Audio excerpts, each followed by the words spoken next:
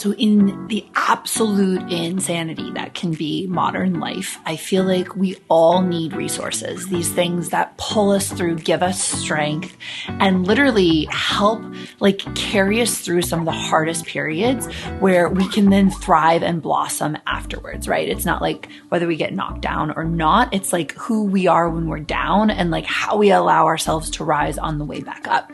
And no joke, when I hit the hardest time in probably one of the hardest periods of my whole entire life in 2021, I'm saying masturbation, it's a little clickbaity. What I really mean is a pleasure practice. I used energy orgasm, sex magic, the power of my own pleasure to carry me through.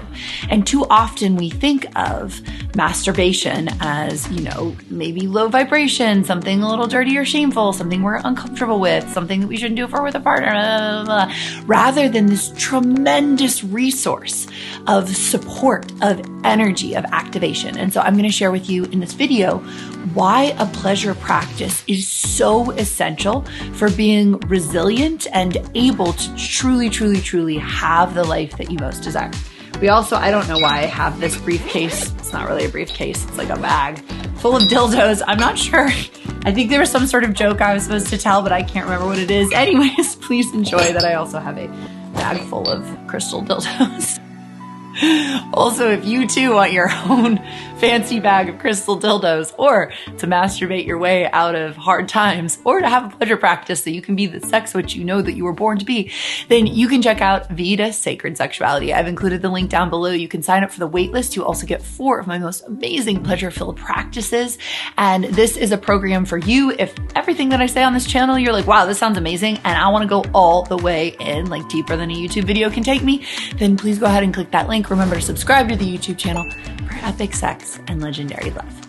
Okay, how did I pleasure practice my way out of this? Well, first, let's just bring ourselves into the situation, which those of you on my email list know about this, so I will tell the story quickly, which is I knew that it was time to uncouple from Andrew Simpson. He moved out. I was also deeply in love with another individual. Andrew knew all about it, and me and that person could not be together. So I was in literally double heartbreak at first. And I was like, all right, I'm going to go live my best life. I'm going to be single. And what happened when I flew across the country to support my friend Zach in his amazing business expansion? I got COVID. And for those of you who have had COVID, it has this like weird depressive quality to it that's like super intense and shadowy.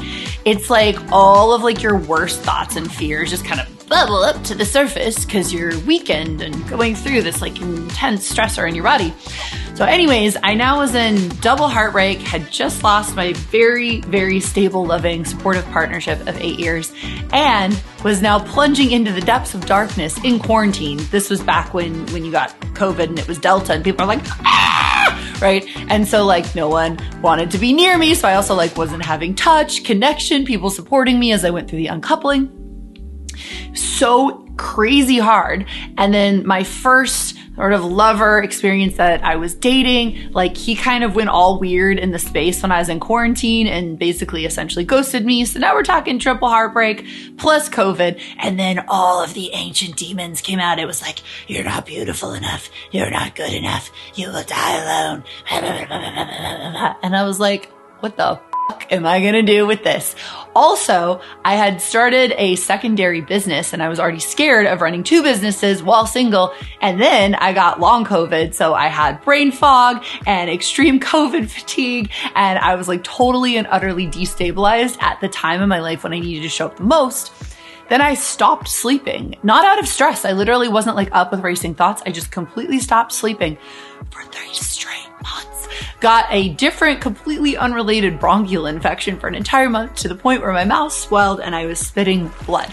Now, what carried me through this? Because I could have been through that, right? And I could be still struggling today, but I'm literally not. I'm having the time of my life. I've never had so much love, so much confidence, so much just like thriving in my life coming out of that period, right? So what did I do that made the difference?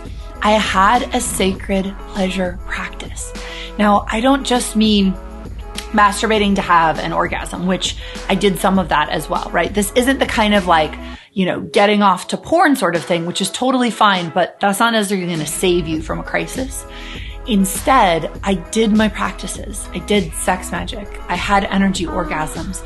I held the parts of me that were in really deep pain and struggle through the power of my pleasure, right? I sat in the bathtub with like a giant crystal between my legs. It was at least 20 times bigger than this crystal. And I did forgiveness rituals while sensually stroking my skin.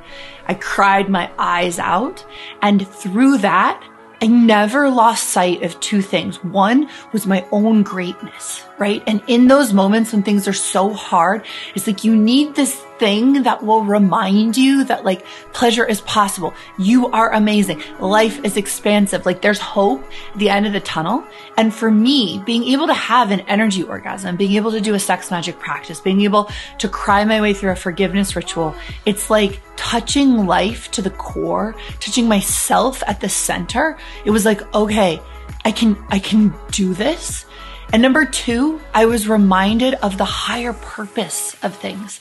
So I could have told myself the story like, you know, you've made a terrible decision, right? The uncoupling was a horrible idea.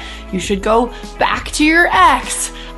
Maybe you should text the person that you're not going to talk to, right? Or, you know, and I did go there some in that third frickin' heartbreak situation, you know, like you're not good enough. No one will ever want you to blah, blah, blah, blah, blah, blah, blah, blah.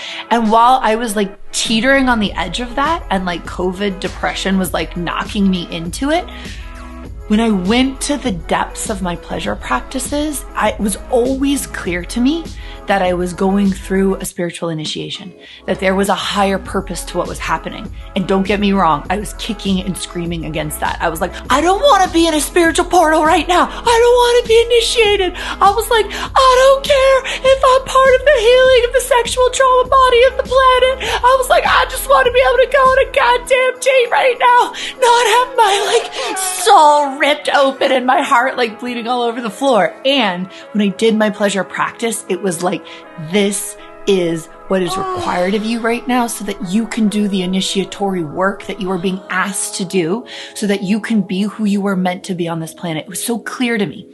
So if I hadn't stayed in my pleasure practices, I would have had nothing to combat the really intense, shadowy heaviness that was like closing in on me.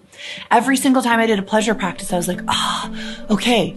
And I couldn't have held the higher narrative of why what was happening to me. I might have just like crumbled, and the negative story, the small story I told myself, I could have still been telling myself that story today.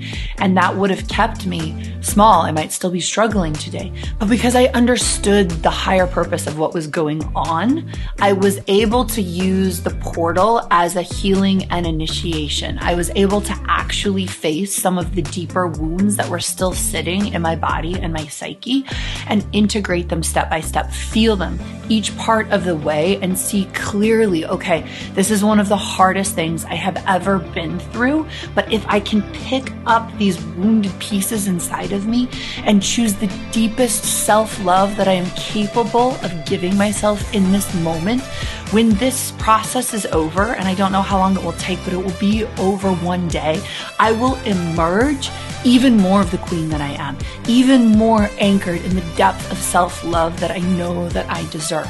And so this is one of the things that I feel so profoundly about life. It could be a blessing or a curse in either moment. It's always what your mind makes of it. And through pleasure practices, I was able to take the blessing. Okay, if it's going to be this hard, I will take as many moments as possible to use this as an initiation into my highest self. If I really practice self-love right now, if I practice self-honor, if I'm deep in my pleasure practices right now, just imagine who I get to be on the other side of this.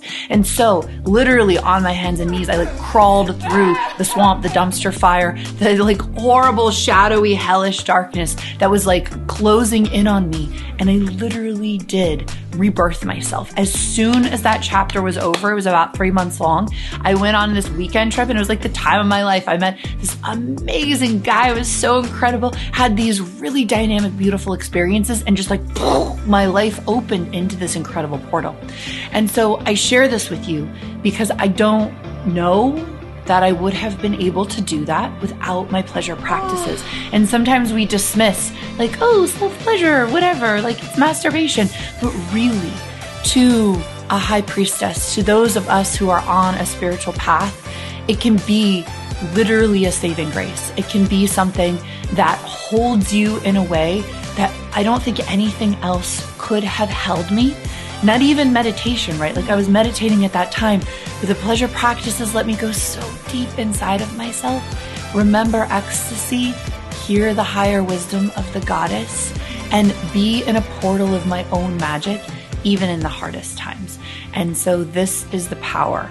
Like literally, I masturbated myself into a higher reality. And it's so good when you do that. So I offer that to you as a reframing of the power of our pleasure practices and what they can do for us. So if you don't want to miss a single video, go ahead and subscribe to the YouTube channel. And if you know that you're interested in being this kind of practitioner, that you want a depth of courage and way that you face your life, and you want to take sacred sexuality so deep into who you are, then consider checking out my Vita Sacred Sexuality program. It's an initiation process. You can do it for a minimum of a month. You can do it for an entire year or even more.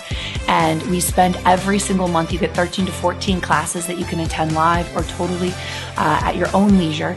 And they take you into how to use sex magic, energy, orgasm, pleasure practices to fuel your life, to birth yourself, to become the fullest, deepest version of who you were meant to be. And I think one of the coolest things a practice can give you is the ability to be fully alive, to know the gift and privilege of what it is to be yourself, even in the most challenging times, and certainly in the most amazing times. All right, always a pleasure to be with you, and I will see you soon.